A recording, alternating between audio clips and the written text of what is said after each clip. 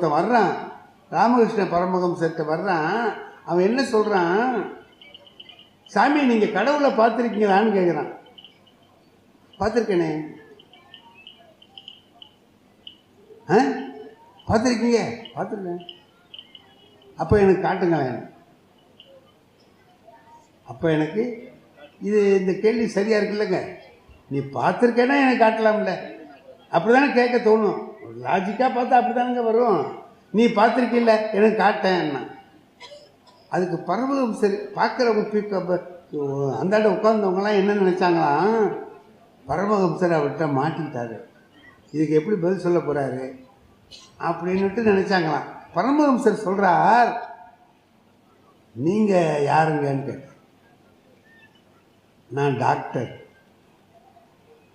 அப்போ என்ன ஒரு டாக்டர் ஆக்குங்களேன் என்ன.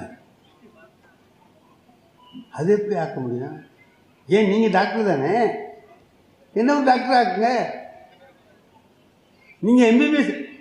ஏயா, டாக்டர் ஆகிறதுக்கே ஒரு படிப்பு இருக்குன்னா கடவுளை பார்க்குறதுக்கு படிப்பு இருக்காது? அது நான் படிச்சிருக்கேன், நீயும் படி பார்க்கலாம். என்ன படிப்பு படிக்கணும்னு வேணால் நான் சொல்லி தருவேனே தவிர, அந்த படிப்பை நானே படிச்சதா நீ தான் படிக்கணுமே தவிர நான் படித்ததை வச்சுக்கிட்டு நீ பயனடைய முடியாது.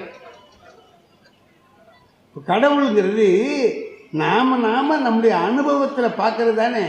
அதுதானே கண்ணதாசன் சொல்கிறாரு. என்னடான்னா, என்ன கடவுள் இது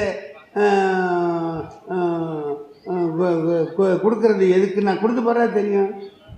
செத்த அப்புறம் என்னடா வரும்னா, செத்து போகிறதா தெரியும். எல்லாத்தையும் நான் அனுபவித்து பார்த்தா தெரிஞ்சுக்கணும்னா நீ ஒருத்தன் எதுக்குன்னு கேட்குறார் கடைசியில் கண்ணதாசன்.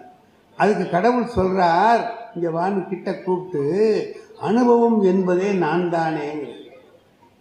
அதாவது இது ஒரு அனுபவம். இந்த அனுபவத்தை நாம் அடைய வேண்டும் என்று சொல்லுகிற பொழுது ஒரே வழிதான் நமக்கு சொல்லப்பட்டிருக்கிறது, நம்முடைய மனம் அகன்றதாக.